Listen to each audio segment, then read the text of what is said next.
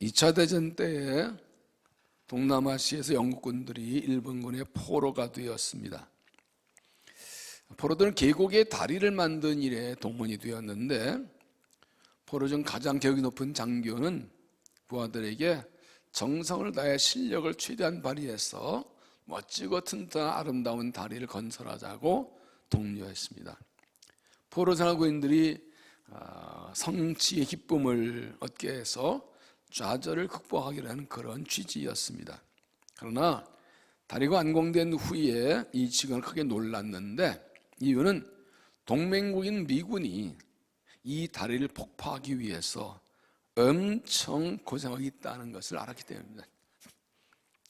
자기 나름대로 포로 생활에서 시리와 자주를 극복하기 위해서 한 일이 오히려 결과적으로 적군의 군사작전에 희귀하는 이적행위를 한 것입니다. 유명한 콰이경의 다리의 이야기지요. 우리에게 이런 실패가 없을까요? 얼만 생각하고 내일의 결과를 생각하지 못하는 실패, 나를 위한 일이 남에게 해가 되는 실패, 인생 전체를 생각하지 못하고 멀리 보지 못하고 당장의 작은 일 만족을 추구했다가 실패하는 경우, 대sob제 생각하고 쉽게 말하고 행동했다가 나중에 그것이 잘못인 줄 알고 크게 후회하는 경우, 우리 인생에 그렇게 참 많습니다. 조금만 더 생각하고 조금 더 깊이 생각하고 한 박자만 늦췄더라면, 그런데 그 안에서 괜찮겠지 생각하는 일이 어떻게 생각하니 당장을 위해 하는 일이 오히려 큰 실패 아픔으로 나온 경우가 굉장히 많습니다. 이스라엘 백성은 하나님의 은혜로 애굽에서 노예상을 해방되어서 애굽 나와서 홍해를 건너고 광야길을 걸어옵니다. 하나님의 은혜로 40년 광야를 거치고 이제 가나안 땅에 들어왔습니다. 은혜로 요단강을 갈라서 건넜고 경히 어려운 성도 하나님의 은혜로 다 정복하겠습니다. 이제 드디어 이 약속의 땅을 차지하는 정복전쟁이 현재 시작된 아주 중요한 순간에, 그런 기쁨의 순간에 있었습니다. 그런데 이들은 오늘 말씀 보면 바로 여리성 다음에 아이성 전투에서 패배합니다. 2절을 보면 여호수아가 여리고에서 사람을 베델 동쪽 베드와인 곁에 있는 아이로 보내매 그들에게 말하 이르되 올라가서 그 땅을 정탐하라 하며 그 사람들이 올라가서 이들 아이를 정탐하고 여호수아에게 돌아와 그에게 이르되 백성을 다 올라가게 하지 말고 2-3천 명은 올라가서 그 아이를 치게 하소서. 그들은 소수이니 모든 백성 거리로 보내어 수고롭게 하지 마소서 하므로. 여기서 엄청난 큰 아이성은 작으니까 그냥 조금만 올려보내자고. 어떻게 됐습니까? 4절 백성 중 3천 명 중 그리로 올라갔다가 아이 사람 앞에서 도망하니 아이 사람이 그들을 36명쯤 쳐 죽이고 성문 앞에서부터 스와린까지 쫓아가 내려가는 빗달을 쳤으므로 그것의 마음이 녹아 물같이 된지. 엄청난 여리고성을 하나님 내려 정복이기 때문에 이 요만한 작은 성 요 정도야 그냥 몇 명만 보낸다고 60만 명 다 안 가고 이 3천 명쯤 보냈는데, 그 정도면 시키지 않은데 그냥 완전히 패배했습니다. 얼마나 놀랐는지 백성의 마음이 녹아 물같이 되었다. 6장이 승리의 장이라면 7장은 패배의 장입니다. 6장 27절에 여호와께서 여호수아와 함께 하신 여호와의 명성이 온 땅에 처진이라 그러는데 7장 1절에 이스라엘 자손이 밭을 물건을 인하여 범죄하였으니 여호와께서 이스라엘 자손에게 진노하시냐. 영어 성경은 1절을 but 그러나로 시작합니다. 6장에서 하나님의 은혜로 여리고성 무너뜨리고 정복하는 큰 승리 얻었지만 그러나 7장에서 하나님이 진노하셨다. 이렇게 그러나로 아주 완전히 전환이 됩니다. 이 사건이 이스라엘 자손에게 충격이 되고 중요한 의미가 있는 것은 그들이 단순히 가나안 땅을 정복하는 것을 넘어서 하나님이 주신 약속이 이루어지는 과정이 있었기 때문입니다. 하나님의 은혜로 요단강을 건너고 여리성도 무너뜨리고 이제 승승장구로 쭉 나갈 줄 알았는데 생각지 않은 패배가 탁 왔습니다. 하나님의 그 약속이 이루어진 건 중간에 중단되고 늦어지고 지체되었습니다. 아브라함과 이삭과 야곱에 주신 약속, 내가 이 땅을 너희 자손이라, 이 약속이 요셉 때에 애굽 때에 애굽을 올라가서 요셉을 거치면서 큰 민족이 이루고, 하나 은혜로 애굽의 발을 꺾고 그걸 광야길을 거쳐서 이젠 됐다 하고 이 약속이 이루어졌는데 생각지 않게 탁 불쾌가 걸려버렸다. 생각해 보세요. 하나님의 은혜로 환난과 고난을 연단을 이겨내고 이제 하나님의 약속대로 이제 막 이루어져 가고 있는 그런 상황, 승리를 하고 있는 가운데 갑자기 전혀 생각지 못한 작은 문제로 하나님의 약속의 성취가 중단되거나 방해받거나 늦어진다면 얼마나 안타깝겠습니까? 우리도 하나님의 약속을 받은 하나님의 백성들입니다. 하나님 은혜로 살아갑니다. 우리가 붙들거나 약속밖에 없습니다. 여러분 기억하십시오.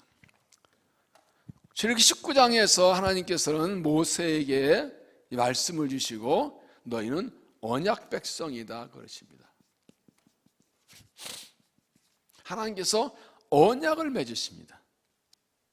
출애굽기 19장 보면 너희가 내 말을 더 복종하면 나는 너희 하나님 되고 너희는 내 백성 되리라.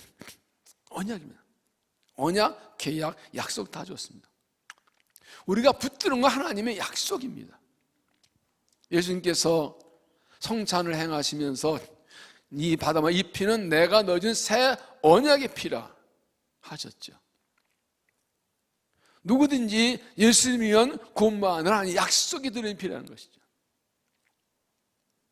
이 예수님의 언약의 피가 무엇에 나옵니까? 출애굽기 12장에서 이 모세의 10가지 재앙의 마지막 재앙에서 하나님의 진노의 죽음의 재앙의 천사가 임할 때 이스라엘 백성들의 집에는 어린 양 피를 발라두니 그 피를 보고 재앙의 죽음의 천사가 넘어갔다. 피가 언약이거든요. 우리는 아무 공로가 없습니다. 하나님의 은혜를 받을 자격이 없습니다. 이스라엘 백성이 가나안 땅을 차지할 자격이 없습니다. 딱 하나, 약속 때문에. 약속.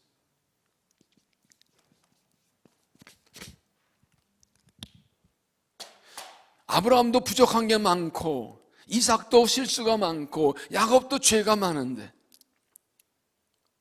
아브라함과 이삭, 야곱의 후손 이스라엘 백성이 가나안 땅을 차지한 이유가 뭐예요? 약속 때문이에요.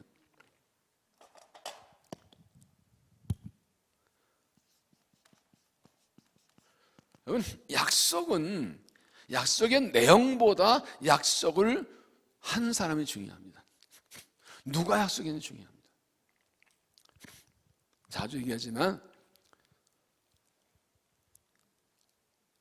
나한테 돈이 필요하다던 사람이 제가 한테 1,000만 원 그냥 딱 땡겨드릴게. 그럼 여러분 믿어 안 믿어요? 믿지 마세요. 전 통장에 100만 원도 없어요. 절대 믿지 마세요.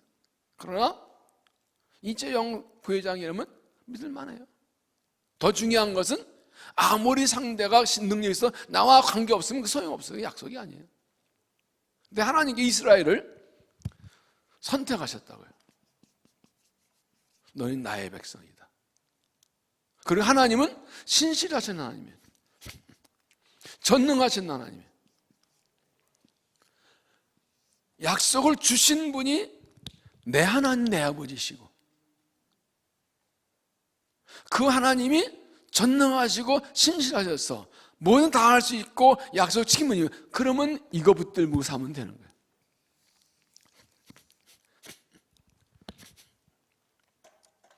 하나님 백성은 그러므로 자기를 보고 살지 않습니다. 하나님 보고 삽니다. 환경 보고 살지 않습니다. 약속 붙들고 삽니다. 그런데 이 약속이 이루어지는 과정에 생각지 않은 일들이 생겨서 약속 성취가 늦어진 경우가, 방해받는 경우가 종종 있는 거예요. 이스라엘 백성이 하나님의 약속대로 요단강을 건너고 여리성 문을 정복하고 승승 나가던 과정에 생각지 않은 아이성 전투에 패배라는 그런 걸림돌이 생긴 것처럼 우리가 보면 하나님 약속이 이루어지는 과정에 이런 일이 있어서는 안 돼요. 성경 이런 걸 기록하면 이걸 보고 교훈 삼고 우리에게서는 여리송이라는 큰 승리를 얻은 후에 아이성에서 패배하는 이런 어처구니 없는 실패하지 말라고 하신. 그래서 오늘 말씀의 제목이 큰 승리 후의 패배인 거예요. 무엇이 하나님의 약속의 성취를 방해하는가? 이스라엘이 이 아이성에서 패배한 원인이 무엇이고 뭘 의미하는가 함께 보려고 합니다. 첫째, 죄가 패배의 원인이다. 죄가 패배의 원인이다. 8절, 주여 이스라엘이 그의 원수들 앞에서 돌아섰으니 내가 무슨 말을 하오리까? 가나안 사람과 이 땅의 모든 사람이 듣고 우리를 둘러싸고 우리 이름을 세상에 끊으리니 주의 크신 이름을 위하여 어떻게 하시니까. 여호수아는 너무 놀랐어요. 엄청난 여리고성의 승리를 얻은 후인데 생각지 조그만 성 우습게 생각했는데 박사 깨져버리니까 너무 놀라가지고 우리 다 죽었네요, 망했네요, 어떻게 하면 얼마나 놀랐겠어요. 하나님께서 이렇게 대답하시죠. 11절, 이스라엘 범죄하여 내가 그들에게 명령한 나의 언약을 어겼으며 또한 그들이 온전히 바친 물건을 가지고 도둑질하며 속이고 그것을 그들의 물건들 가운데 두었느니라. 그러므로 이스라엘 자손들이 그들의 원수 앞에 능히 맞서지 못하고 그 앞에 돌아섰나니 이는 그들도 온전히 바친 것입니다. 그들이 하나님 명령 어기고 하나님께 바쳐진 물건을 훔쳤다는 것입니다. 맨 앞에 6장 하나님이 말씀하신 겁니다. 6장 17절 보면 이 성과 그 가운데 있는 모든 것은 여호와께 온전히 바치되 너희는 언제 바치고 바친 것 중에 어떤 것인지 취하여 너희가 이스라엘 진영으로 바치는 것이 되게 하여 고통당하게 하지 않도록 오직 너희는 그 바친 걸 손대지 말라. 은금과 동철 기구 다 여호와께 구별된 것이니 그것들 여호와께 들지니라. 여리고 성에서 정부와 얻은 모든 전리품은 요만큼 하나도 내밀고 몽땅 하나님께 바치라고 손대지 말라고 했어. 그런데 아간이 이것을 어긴 겁니다. 1절을 보시면 이스라엘 자손들이 온전히 바친 물건을 말미암아 번제하시니 이는 유다 지파 세라의 증손 삽디의 손자 갈미 아들 아간이 온전히 바친 물건 하셨습니다. 여기 이스라엘 자손에게 진노하시니. 아간은 열성에 들어갔다가 그 물건을 보고 욕심이 나서 그것을 감춥니다. 20절에 보면 아간이 여호수아에게 대답하되 참으로 나는 이스라엘 하나님 여호와께 범죄하여 이러이러하게 행하였나이다. 내가 노력한 물건 중에 신날산의 아름다운 외투 한 벌과 은 200세겔 그 무게가 50세겔 되는 금덩이 하나를 보고 탐내어 가졌나이다. 보소서 이제 그 물건들을 내 장막 가운데 당소에 감췄는데 은은 금이다이다. 40년 동안 광야에서 옷도 떨어지지 않고 신발 해지지 않는, 참 이렇게 그렇잖아요. 신명기 8장 보면 그들이 광야 가는 동안 40년 동안 옷이 떨어지는 신발을 해지지 않았다 그랬어요. 은혜 같지요. 은혜죠. 근데 솔직히 40년 동안 단벌 신사예요. 신발도 하나가 40년 신었어요. 인간적으로는 조금 지겨워. 패션은 생각할 수가 없어. 이건 사실 그러나 꼭 다른 은혜인 거예요. 광야 가면서 농사를 짓으면 뭐가 할 수 있어요. 그런데 은혜인데 이 아간은 다른 사람 안 그러는데 유독 아간만 여리성에 들어가서 그 아름다운 외투 보니까 야 민국어도 좋네. 금바 은바 욕심 나가지고 그것을 훔쳐서 감춘 것이죠. 여러분, 아간 한 사람이 하나님의 어긴 것 때문에 이스라엘 전체가 패배했습니다. 큰 성 여리고는 하나님 말씀대로 순종해서 싸우지 않고 소리치고 해서 정복했는데 작은 성 아이성에서는 말씀에 순종하지 않아서 패배해버렸습니다. 아간 범죄는 아무도 모르고 있었는데 하나님이 하셨고 그것 때문에 사람들이 목숨을 잃고 나중에 그의 가족까지 진멸됩니다. 그러니까 하나님의 약속이 이루어지고 있을 때에 욕심욕받아 말씀 어기고 죄를 지면 그것 때문에 약속의 성취가 중단되고 늦어진다는 거예요. 죄란 문제가 그렇게 간단하지가 않아요. 아담과 하와에게 이 뱀이 그 욕심을 자극해서 선악을 따먹는 것처럼 하나 약속이 이루어지고 있는 그때에 사탄은 욕심을 자극해서 죄에 빠지게 해서 넘어지게 만듭니다. 약속 성취가 늦어지게 됩니다. 아니 아간 자녀는 그 약속이 죄되고 다 죽임을 당해버렸어요. 죄가 패배원이라고. 이사야 59장 1절에 여호와의 손이 짧아 구원을 못하심도 아니요 귀가 둔하여 듣지 못한 아니요 아니라 오직 너희 죄악이 너희와 너희 하나님 사이를 갈라놓았고 너희 죄가 그의 얼굴을 가리어서 너희에게 듣지 아니하십니다. 하나님이 손이 짧아 구원 못함도 아니고 귀가 못 듣는 거 아니라 하나님은 얼마 듣고 구할 수 있는데 우리의 죄가 하나님 사이를 가로막았다. 하나님을 가로막았다. 이 말씀 오늘 듣는 우리는 무엇을 깨닫습니까? 간절히 하나의 은혜를 원하고 축복을 원하고 약속 성취를 간절히 바라고 하는데 이상하네. 소리치니까 막 밝아지는데 내가 능력이 나타나나? 갑자기 확 밝아지는데 내가 놀랐네. 그냥 내가 이렇게 해서 그런가? 와, 오늘 놀라운 밤이에요. 여러분, 이 말씀 우리에게 무엇을 말합니까? 정말 하나님의 은혜를 얻고 약속이 성취되는 그 은혜를 간절히 원한다면 준비해야 된다. 어떤 준비요? 죄를 찾아 회개하라는 거예요. 이만큼도 남지 않게. 여러분, 죄는 회개하자는 죄가 문제예요. 죄를 안 지는 것도 중요하지만 더 중요한 것은 죄를 즉시 회개하는 거예요. 회개는 하나님 백성의 특권이에요. 문제는 무엇입니까? 죄를 깨닫지 못하거나 깨닫고도 죄라고 인정하지 않으려 하거나 죄인 줄 알고도 회개하지 않는 게 문제인 거예요. 죄를 마귀하는 죄를 회개하지 못하게 하는 것도 마귀의 전략이에요. 그 정도는 남들도 다 하는 거야. 그 작은 죄는 괜찮을 거야. 이 정도는 아니다 이해하실 거야. 뭐 일부러 그랬나 좀 어려워서 그랬는데 실수로 그랬는데 몇 가지 건 자꾸 이렇게 합리화 정당화시키죠.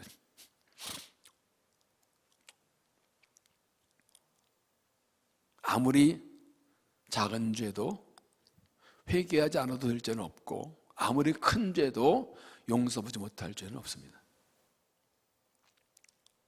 모래알이나 바윗돌이나 물에 가라앉기는 마찬가지입니다.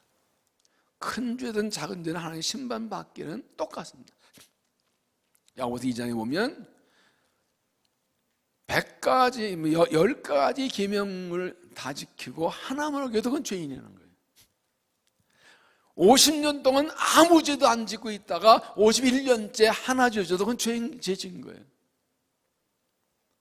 중요한 것은 하나님께서 우리에게 회개와 사죄의 길을 열어주셨다는 겁니다. 이게 특권입니다. 그래서 회개는 은혜고 특권입니다. 하나님의 아들, 딸만 하나님께 용서받을 수가 있어요. 그래서 하나님께서 나를 사랑하셔서 은혜 주시려 할 때는 죄를 드러나게 하셔요. 죄를 깨닫게 하세요. 성령께서 하시는 거예요. 요한복음 10장 예수님께서 성령 오시면 보여서 오시면 죄를 깨닫게 하신다고 했어요. 의되어 죄되어 심판하되어서 깨닫게 하신다고 했어요. 그래서 은혜는 죄를 깨닫는 게 은혜예요. 양심이 굳어지면 10가지 100가지 죄를 짓고도 돌 같아가지고 못 깨닫는데 양심이 영이 살아있으면 요만한 죄도 못 견뎌요. 영적으로 민감하면 요만한 죄도 견딜 수가 없어요. 아간이 하나님의 말씀을 몰랐을까요? 이 말씀을 몰랐을까요? 알았습니다. 그런데 욕심이 그것을 넘어서는 감추면 될 줄 알았는데 하나님 다 아시죠. 그래서 뭐 결국 죄는 하나님과 나와의 관계이죠. 이건 아주 일반적인 죄가 모든 문제와 패배의 실패의 원인입니다. 죄를 깨닫게 하신 것도 은혜예요. 내가 내게 복을 주려는데, 약속한 복을 주고 은혜 주려는데 이것 때문에 걸리니 이거 해결해라고 깨닫게 하신 건 축복이에요. 오늘 기도하시면서 하나님, 내가 모르는 죄, 감춰진 죄 깨닫게 해달라고 회개를 달라고 기도하시고, 이걸 주님이 해결함으로 사실은 패배하지 않고 승리하고 약속을 나가는 믿음이 되시기를 바랍니다. 두 번째는 한 사람의 죄가 전체가 패배하게 한다. 한 사람의 죄가 전체가 패배하게 한다. 1절을 다시 보시면 이스라엘 자손들이 온전히 바친 물건을 말미암아 여호와 견문되었으니 이는 유다 지파 세레 증손 삽디의 손자 갈미 아들 아간이 온전히 바친 물건을 가졌습니다. 여호와께서 이스라엘 자손을 진노하시니라. 이스라엘 자손들이 범죄했으니,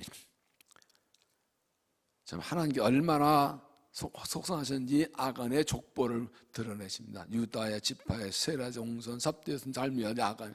그러면서 말했습니까? 이스라엘이 범죄했다. 이스라엘이 범죄했다. 아간 한 사람이 잊어졌는데 이스라엘이 범죄했대요. 11절에도 이스라엘이 범죄하여 내가 그들에게 명령한 나의 언약을 어겼으며 또한 그들이 온전히 바친 물건을 가지고 도둑질하여. 아간이 범죄했는데 그걸 이스라엘 범죄한 거라고 말씀하십니다. 아간 한 사람의 죄가 전체의 죄라는 겁니다. 왜 그렇습니까? 왜 아간 한 사람 범죄로 이스라엘 전체가 패배했습니까? 이스라엘은 하나님 백성의 공동체입니다. 신앙생활은 공동체 생활입니다. 공동체란 다른 말로 공동운명체란 뜻입니다.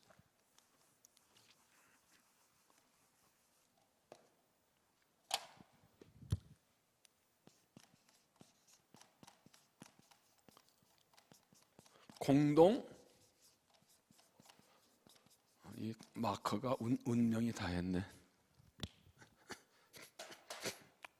운명을 같이 해요. 한 배에 탄 거와 똑같아요. 일단 배를 타고 바다에 나가면 그 배 상태는 똑같아요. 키가 크건 작건 배우든 못 배우건 돈이 많건 적건 그 배가 평안하면 가평하고 흔들리면 같이 흔들리는 거예요. 개인적인 조건은 아무 의미가 없어요. 살면 같이 살고 죽으면 같이 죽는 거예요. 이게 공동체. 이스라엘은 다른 민족과 달리 하나의 택함 받은 공동체입니다. 택한 백성입니다. 선민이라고 했어요. 유대인들이 우리는 선민이라 얼마나 자기잖아요. 저 할렴 이방인들. 선택받은 공동체라는 것이 귀한 동시에 그것은 운명체. 그래서 한 사람의 범죄가 민족 전체를 넘어뜨렸어요.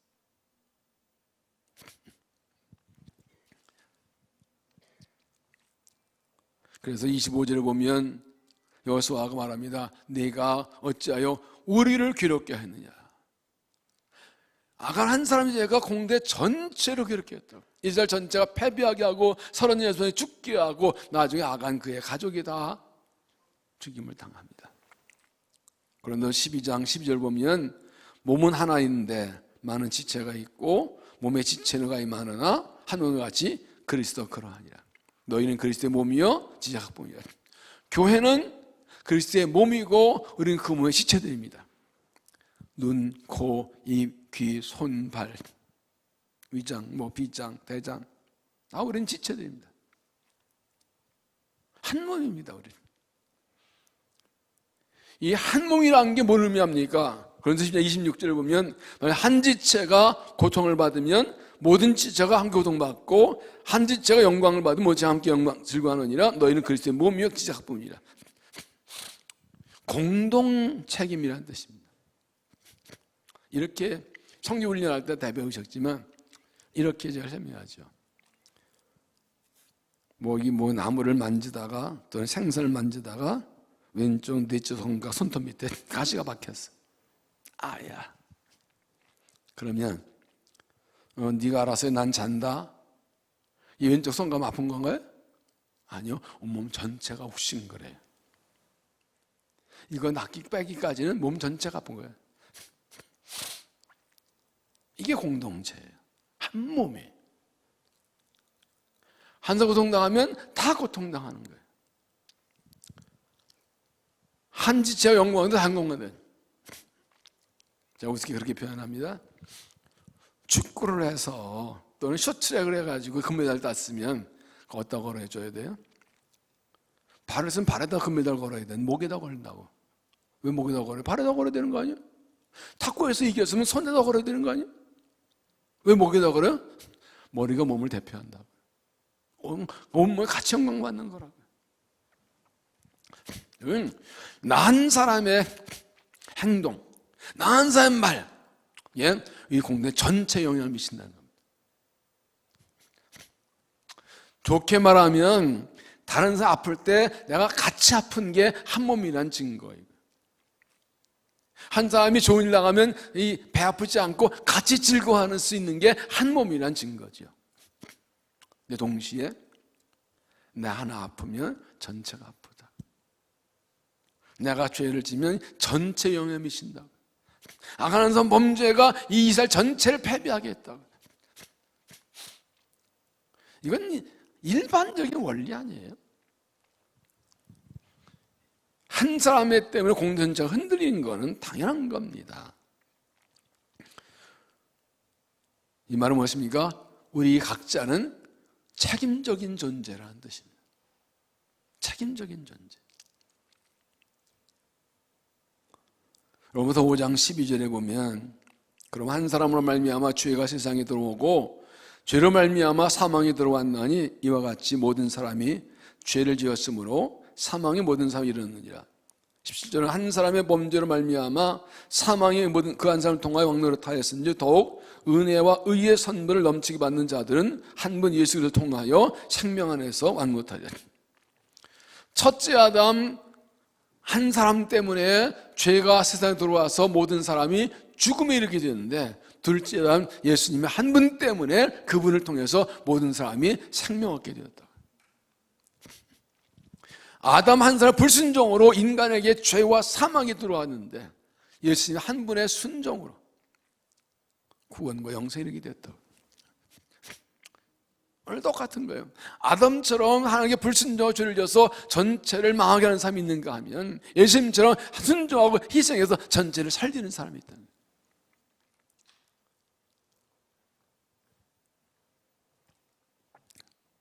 나는 어떻습니까? 아담 쪽입니까? 예수님 쪽입니까?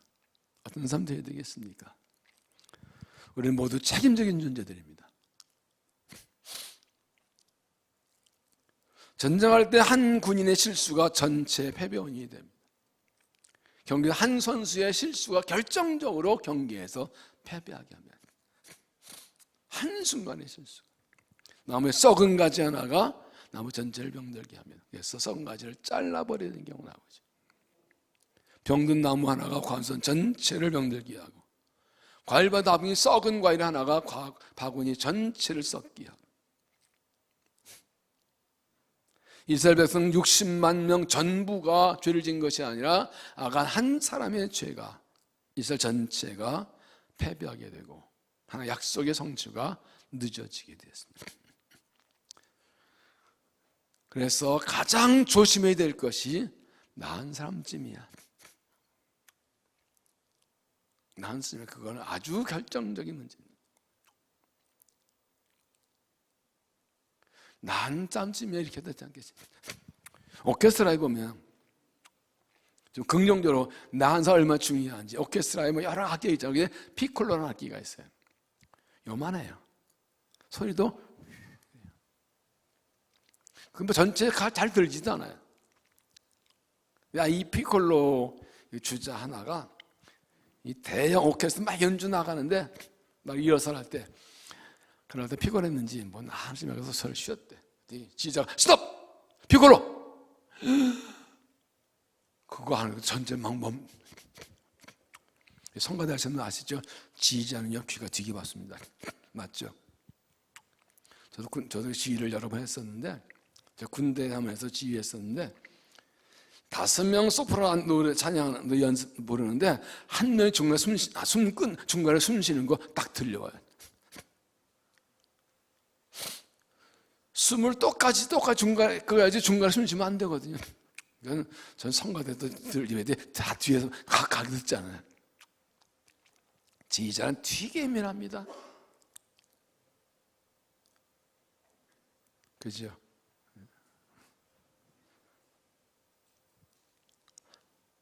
하나쯤이야.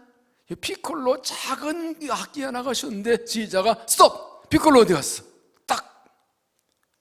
그러면 한 사람이 중요하다는 거예요. 아가의 경우는 한 사람이 전체를 망하게 한다지만 긍정을 말하면 나 한 사람이 남북에 아무것도 안 해서 내 한 사람 위치가 굉장히 중요하다. 나 한 사람이 남북이 별거 안 해도 내 자리에서 바르게 믿고 바르게 순종하고 성실하게 신사하는 것이 전체를 살리는 거라고. 믿습니까? 못 믿어요? 믿습니까? 여러분 한 사람이 굉장히 중요한 사람이에요. 옆 사람 얘기하십시다. 당신은 대단한 사람입니다. 당신은 우리 교회에서 가장 중요한 사람입니다. 듣는 사람은 또 이렇게도 들어야 돼요. 내가 잘못하면 안 되겠다. 양면성이 있는 거야 다. 우리는 하나님의 온 검의 축복을 누리며 살아가면서도 유혹에 빠져 이 인간을 죄에 빠지는 아담 같은 존재가 아니라 하나님의 심판과 진노, 망해가 죽어가 멸망받을 죄인들을 살려주신 예수 그리스도를 뒤입어서 나 때문에 공동체가 살게 하는 역할을 감당한 믿음이 되시길 바랍니다. 이번에 제가 자주 얘기하는 거지만 미국에서 어느 교회에 임직식에 갔는데 거기 하나 200명 교인이 엄청난 큰 건물을 산 교회예요. 이 화물 터미널 하던 데를 샀는데 교회 건물이요 길이가 100m예요. 테니스 코트 5개가 2층으로 10개가 있는, 와 끝이 안 보여요. 엄청난 일을 한 200명 교인, 미국은 200명 큰 교회죠. 그걸 해내고 임직산 제가 그때 이제 순서를 맡아갔는데 딱 들어갔는데 거기 써 있는 게 있었어요. 그것도 뭐 요즘 같지 않아서 이 컴퓨터로 종이에서 출력해가지고 붙여놓은 거 이어서 나 때문에 안 되게 하지 말고 나 때문에 잘 되게 하자. 따라 보니까 나 때문에 안 되게 하지 말고 나 때문에 잘 되게 하자. 그게 뭐 지금도 기억이 나요. 우리 교회는 나 때문에 잘 되게 하겠다. 나 때문에 우리 교회 잘 되게 하겠다. 그 마음 가지고 살아가야 돼요. 옆 사람 얘기합시다. 당신 때문에 우리 교회가 잘 됩니다. 들을 때 기분이 어때요? 들을 때 어때요? 좋기도 하고 부담스럽기도 하고 그걸 거룩한 부담이라 그래요. 아간처럼 욕심내 나 한 사람의 죄가 공동체 전체를 망친 것이 아니라 부족하지만 나 한 사람의 작은 헌신과 순종, 진실함으로 공동체 전체를 지키고 살게 하는 신실한 일꾼들이 되시기를 주 이름으로 축원합니다. 세 번째는 모든 일에 하나님께만 영광을 돌리라. 모든 일에 하나님께만 영광을 돌리라. 1절 다시 보면 이스라엘 자손들이 온전히 바친 물건으로 말미암아 번제하시니 이는 유다 지파 세라의 종손 삽디의 손자 갈멜 아간이 온전히 바친 물건을 가졌습니다. 여호와께 이스라엘 자손을 진노하시니 여기 중요한 뭐냐면 온전히 바친 물건이라는 겁니다. 이게 중요합니다. 하나님께 온전히 바쳐진 물건을 욕심냈다. 하나님 걸 손댔다 그 말이에요. 6장 17절 보면 이 성과 그 가운데 있는 모든 것은 여호와께 온전히 바치되 19절 은금과 동절 기구들은 다 여호와께 구별될 것이니 그것을 여호와께 족할지. 전쟁에서 승리하면 절품을 나눠 가지는 거 일반 상례예요. 근데 여리고 성만 하나님께 손대지만 다 나한테 바쳐. 열성의 그 큰 성에 들어가서 모든 거 전리품들 하나도 손대지 말고 다 내 곳간에 드려. 다 내 거야. 이미 내가 승리를 준 거기 때문에 너희들이 얻을 그 전리품 다 내 거야. 손대지 마. 다 나한테 바쳐. 이미 바쳐진 거야. 내가 내 거로 찍어놨어. 여기서 전리품 내가 내 걸로 구별해놨어. 손대지 마라고 말씀하십니다. 왜 그랬을까요? 왜 하나님께서 이 전리품을 좀 손대지 말고 하나님께 다 바치라고 했을까요? 여리성 전투의 승리는 가나안 땅에서 첫 번째 승리입니다. 그리고 이 승리는 그들의 능력이 아니라 하나님의 은혜로 된 것입니다. 그들이 한 것이 무엇이 있습니까? 칼을 안 흔들렸습니다. 하나님 말씀 따라 언약궤 앞세우고 성을 매일 한 바퀴 돌고 일곱째 날 7바퀴 돌고 야 소리 지른 것밖에 없습니다. 소리 지르고 무너져서 아무것도 한 게 없어요. 7일 동안 그냥 한발 돌다가 한마디 하고 무너졌어요. 그때 아무리 소리 크게 쳤는들 그것 때문에 무너져. 하나님이 하신 거예요. 그러므로 여리성의 승리는 하나님의 승리고 하나님의 은혜였습니다. 그러므로 이 모든 영광을 하나님께 돌리라는 겁니다. 하나님이 하셨으니 하나님이 이 모든 전리품을 가질 자격이 있다. 하나님이 승리를 주셨으니까 하나님 거라는 거예요. 너희들 한 거 없잖아. 너희들 소리만 지를 때 한 거 없잖아. 그래서 여리성의 모든 전리품은 하나님 받침받으셨으니 손대 말고 내게 바치라. 곡식의 첫 열매를 하나님께 드리는 것처럼, 짐승의 첫색 드리는 것처럼, 그게 뭡니까? 이 곡식의 첫 열매는 하나님이 주셨다는 걸 상징하는 것입니다. 짐승의 첫색이도 마찬가지입니다. 마찬가지로 가나안 땅의 첫 번 승리의 전리품은 하나님께 이건 내가 가지겠다, 내 거다, 내가 했으니 내가 가진다, 이 바쳐진 거다. 그러므로 이것을 손대지 말라. 이걸 손대면 화를 당한다 했습니다. 그런데 아간이 그걸 손댄 거예요. 아니, 하나님이 쫀쫀하게 뭐 외투 2벌에다가 은금 몇 개 아니 그거 가지고 사람을 뭐 이스라엘 파괴하고 죽게 하고 그렇게 하나님이 쫀쫀한 분이라고요? 그게 중요한 게 하나님 거 손댔다는 거예요. 엑소가 그거 중요해. 하나님이 끌어서 한 점찍은 걸 손댔다는 거예요. 이건 하나님의 영광을 도둑질한 거죠. 하나님이 승리하게 하셨고 하나님께 드린 것인데 그걸 손댄 것은 하나님의 영광을 가져간 것이죠. 그래서 그것 때문에 하나님 진노하시고 아이성전을 함께 하자는 것입니다. 여러분, 하나님께 약속된 복을 받으려면 모든 일에 하나님께 영광을 돌려야 된다는 겁니다. 하나님께 승리하는 삶을 살아가려면 모든 일에 하나님께 영광을 돌리는 겁니다. 왜냐하면 우리가 은혜로 사는 거기 때문에.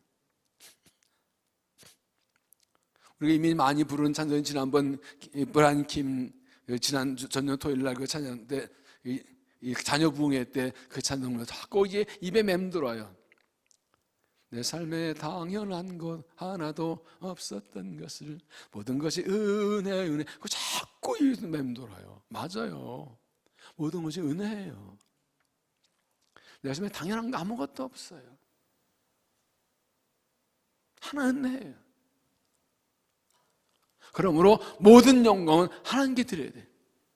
하나님 하셨다고 고백하고 하나님 그걸 결코 손대서는 안 돼. 신명기 8장 17절에 보면 그러나 내가 마음에 이르기를 내 능력과 내 손의 힘으로 내가 이 점을 얻다 말할 것이라 네 하나님 여호와를 기억하라. 그가 내게 재물을 능력을 주셨습니다. 이 신명기는 이스라엘 백성이 가나안 땅 들어가기 전에 모세가 준 말씀인데 말합니다. 너희가 가나안 땅 들어가서 농사짓고 일해서 많은 얻을 때 이건 내 힘과 내 능력으로 얻었다고 말할 거라. 그러지 마라. 하나님께서 내게 능력을 주신 거다. 아무리 내가 애쓰고 힘써도 하나님 능력 안 주시면 아무것도 아니라는 거예요. 그러면 내가 잘나고 똑똑하고 힘이 있고 능력 있고 재주 있고 경험 많은 것도 하나님께서 독하면 아무것도 아니야. 아무것도 아니야. 하나님이 일할 능력 안 주시면 내가 할 수 없어요. 일할 기회가 있어 내가 능력 없어서 안 되는 하나님 주시는 거예요. 그래서 18장 18절에 하나님께서 네게 제 모든 능력을 주셨다는 걸 기억하라. 애굽에서 구원받은 것도 하나님의 은혜, 홍해를 건넌 것 하나 은혜, 애굽 눈물 중 하나 은혜, 광야를 걸은 것 하나 은혜, 요단을 건넌 것 하나님의 은혜, 여리고 무너뜨린 것 하나 은혜.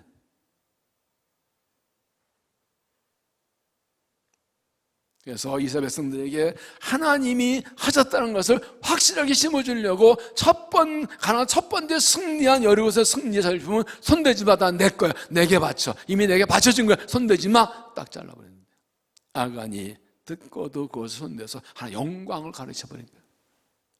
전리품은 승자가 갖는 거거든요. 내가 이겨서 내 거다 그러는데 아간이 이건 자기가 이겼다는 게 되는 거예요. 내가 했다는 게 되는 거예요.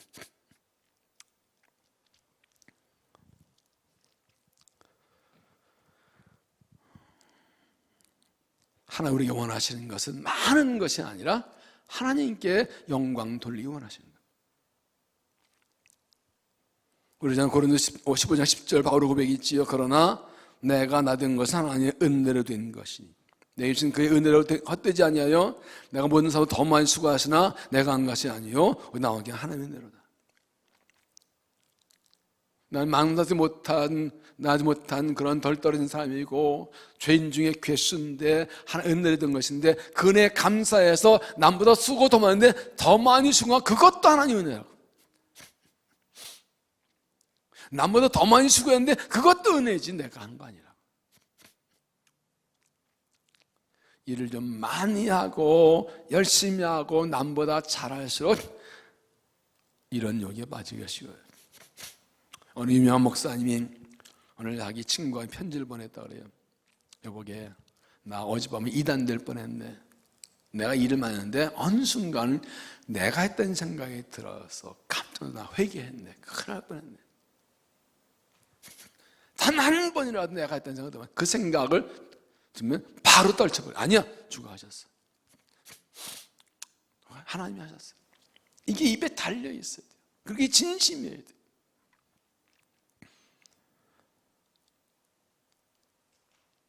하나님 은혜로 살면서 감사하지 않고 하나님 영광 돌리지 않으면 더 이상 은혜 받을 수 없다는 겁니다. 하나님의 은혜를 깨닫고 하나님을 찬양하고 하나님 영광 돌릴 때 하나님 기뻐해서 계속 은혜 복을 주시는 것입니다. 하나님이 하셨습니다. 은혜, 이게 입에 달려 있어야 돼요.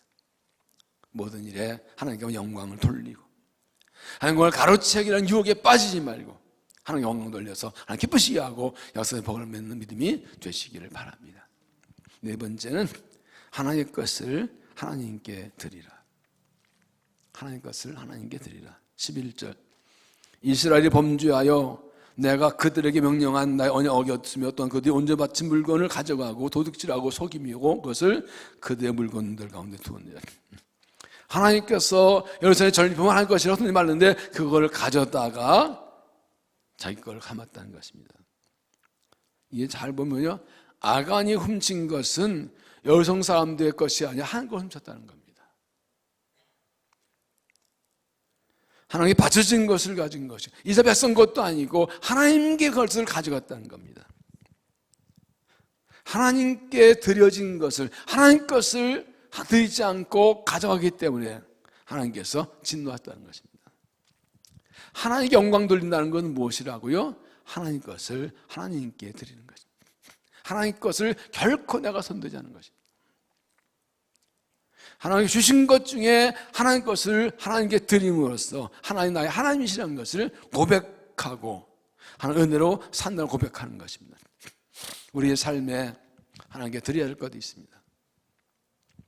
시간 중에도 하나님께 드릴 시간이 있습니다. 일주일에 하루는 하나님의 주님의 날입니다. 그날 언제 주께 드려야 됩니다. 주일입니다. 주의 날입니다.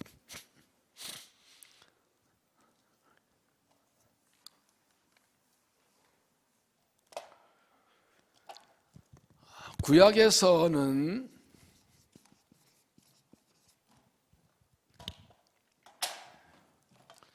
마음으로 생각만 해도 주시는 은혜 감사하네.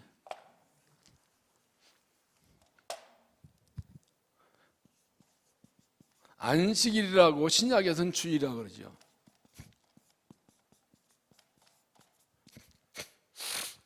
무슨 차이가 있나? 청년훈련 다 배우셨을 텐데 시간이 없으니까 다 좀. 출애굽기 20장에서는 10계명에서 안식일 하면서 뭐라고 하시냐면 내가 여섯 동안 천지를 창조하고 일곱 시 안에 쉬었습니다.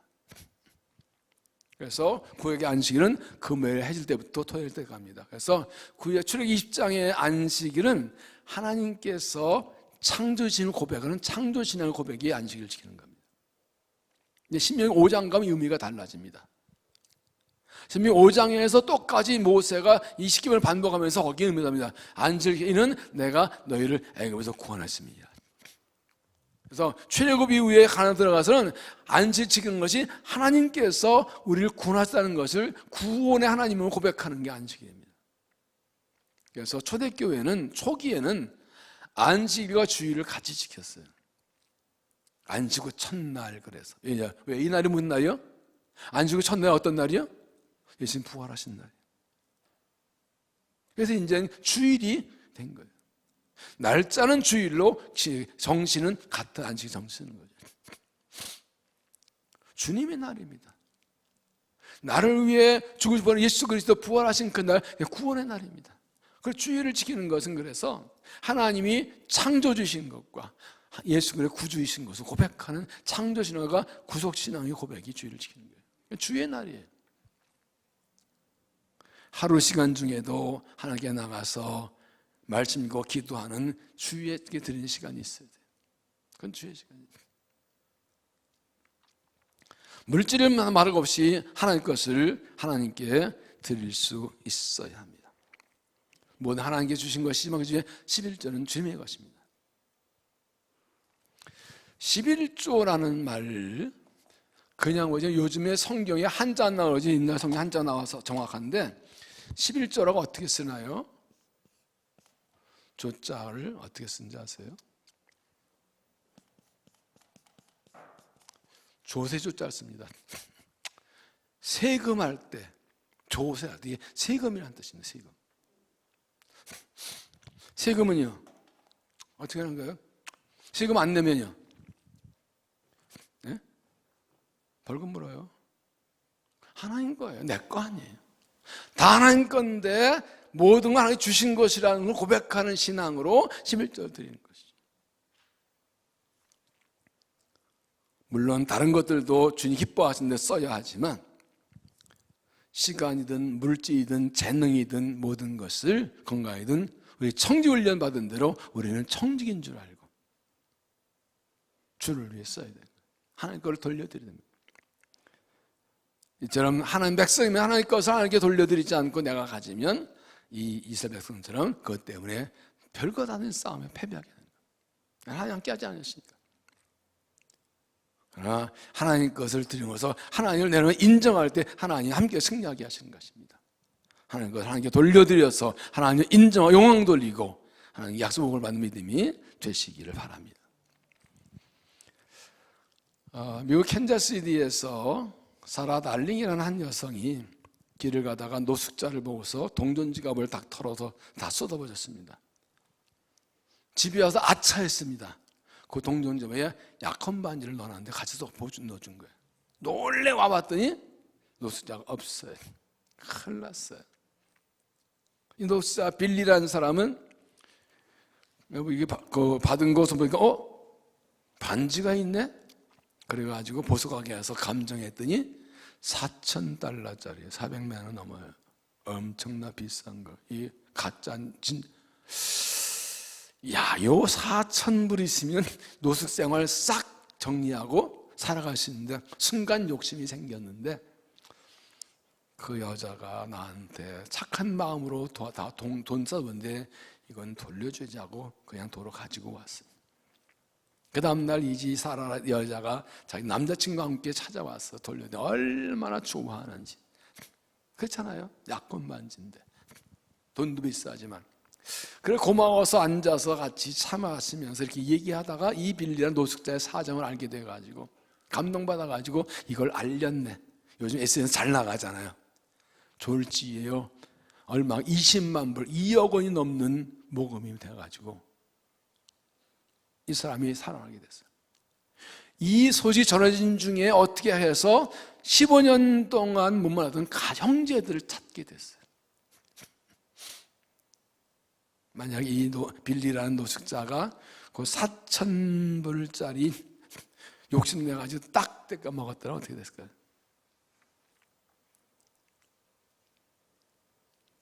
그런 돈 먹고 가져도 못 만났을 거예요.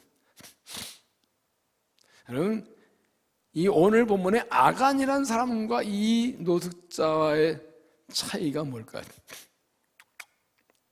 이 빌리라는 노숙자가 그것을 자기가 가지지 않고 돌려주려 했던 마음이 뭔가요? 이 여자가 나한테 선의를 베풀었는데 배신할 수 없다. 한마디로 무엇입니까? 은혜를 생각하는 거예요. 은혜를 생각하는 거예요. 아간이 정말 하나님 은혜 생각했더라면 그런 욕심이 아니고 달렸을 거예요. 어떻게 우리가 어떻게 가나안 땅 돌아, 어떻게 요단과 어떻게 여러 곳에서 정복했는데 그 은혜 생각했더라면 욕심을 이겼을 거예요. 우리가 살면서 욕심의 유혹이 많이 들어와요. 매일매일 유혹을 받아요. 갈라디아 5장 16장 보면 성령 따라 행하라 그리하면 육체 욕심을 이루지 아니하리라. 사탄은 우리의 마음의 욕심을 자극해서 성령을 거역하라고 그래요. 그 유혹이 쉽지 않아요. 그런데 유혹을 이기는 방법은 딱 하나입니다. 은혜를 기억하는 것입니다. 내가 어떻게 살았나? 어떻게 살고 있나? 아담과 하와도 마찬가지입니다. 그들이 은혜를 기억했으면 그러지 않을 것입니다. 에덴의 모든 게 다 하나님이 주신 겁니다. 마음껏 먹어도 됩니다. 딱 하나만 먹지 말라고 했습니다. 뱀은 뭐라고 합니까? 여호와께서 이 동산에 있는 나무 전체 열매 먹지 말라고 그랬냐?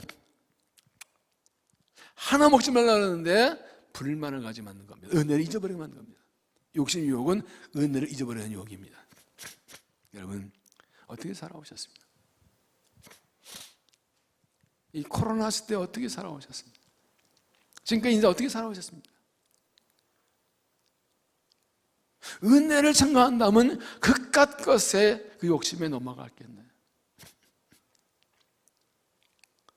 은혜를 기억하는 게 얼마나 중요해요. 그래서 신명기에 나온 대로 하나님께서 말씀하는 것 가난한 때는 은혜를 잊지 말라, 은혜를 잊지 말라, 은혜를 기억하라, 하나님을 잊지 말라, 기억하라.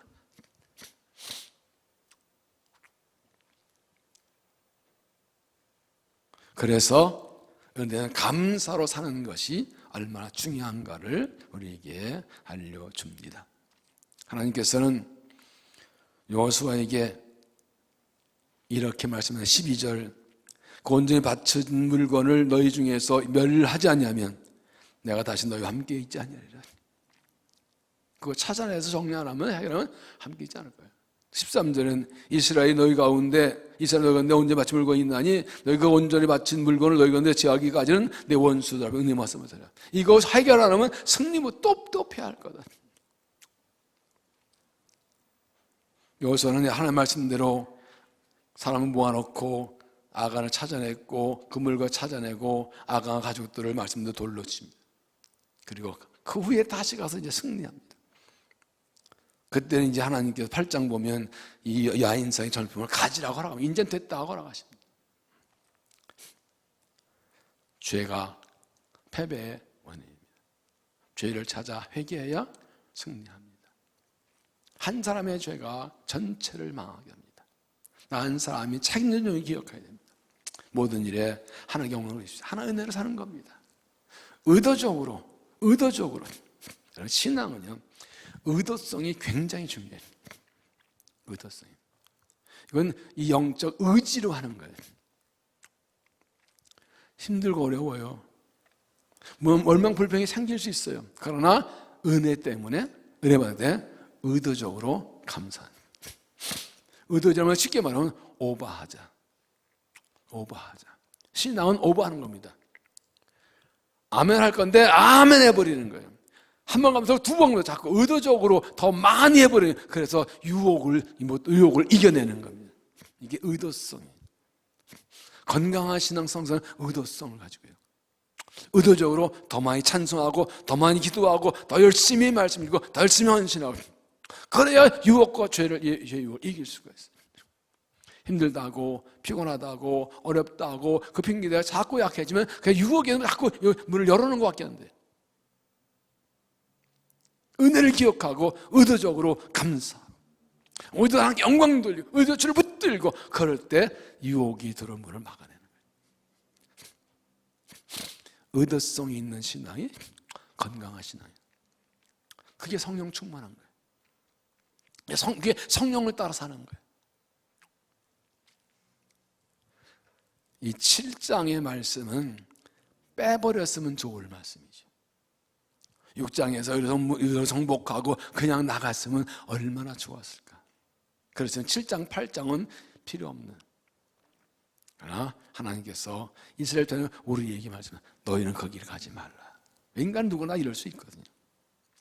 아가를 기억하고 하나님 앞에서 책임진 존재로 하나님 영광 드리고 하나님을 찬양하고 주님을 높여드림으로써 이 믿음으로 모든 유혹이 이기고 은혜로 살아감으로 승리하고 약속 복을 많이 믿음 될 수 있기를 주 이름으로 축원합니다. 기도하겠습니다.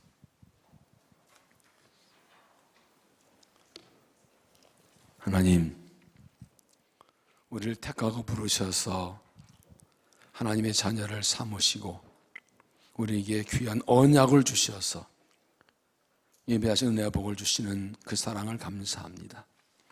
우리 연약하고 부족하고 미련하지만, 우리 삶 힘들고 어렵고 내일이 보이지 않지만 약속 붙들고 나아갑니다. 약속 믿고 나아갑니다. 약속을 향해 나아가는 이 발걸음이 중단 멈춰지지 않고 계속 달려나가 약속하신 은혜의 복을 받으며 믿음으로 승리하며 하나님께 영광 돌리는 삶이 되게 하여 주시옵소서.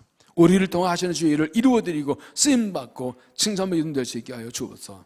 욕심 유혹에 끌려가지 않게 하시고 죄에 빠지지 않게 하시고 죄를 회개할 회경을 부어주시어서 죄를 깨닫고 회개하게 하시고 용서받고 다시 일어나 주 영광에 달려가도록 역사하여 주옵소서. 하나님, 은혜를 간구합니다. 다시 믿음을 주시옵소서. 다시 은혜를 주시옵소서. 용기를 주시옵소서. 부흥을 주시옵소서. 죄를 회개하고 주의 손을 붙들거나 다시 일어나 달려가도록 축복하여 주옵소서. 이밤 우리를 만나주시고 응답하시고 새 은혜를 더하여 주시옵소서. 예수님 이름으로 기도하옵나이다.